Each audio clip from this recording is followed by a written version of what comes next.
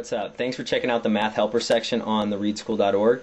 I've created some of these little videos to kind of help parents that are wanting to homeschool their kids and have a little bit of a trepidation as it comes to the arithmetic and mathematics, algebra, geometry type of stuff that they're going to need to teach.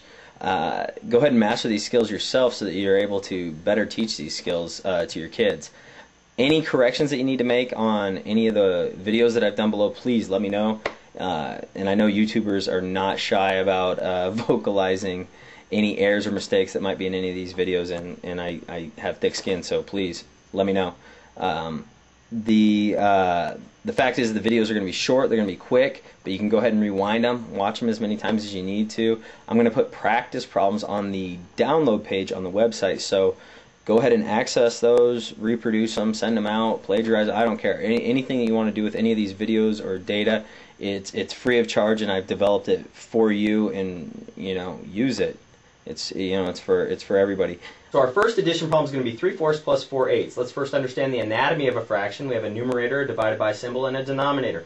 3, or the top number, is your numerator. The division symbol is the horizontal line between the numerator and the denominator. The bottom number is your denominator. So we have 3/4 plus 4/8. We need to find the lowest common denominator between the two fractions in the problem.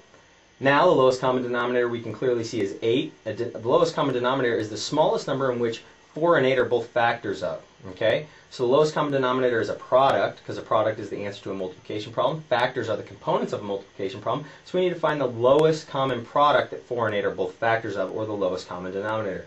In this case it is 8. So 8 is already available. So all we need to do is multiply 8 by 1, 4 times 1, which is going to leave us the same values. We just want to, in the early stages, go ahead and carry out that operation just so you develop a good habit of doing that, because the lowest common denominator will not always be one of the available denominators in the problem. Now to get 4 to 8 we have to multiply by 2.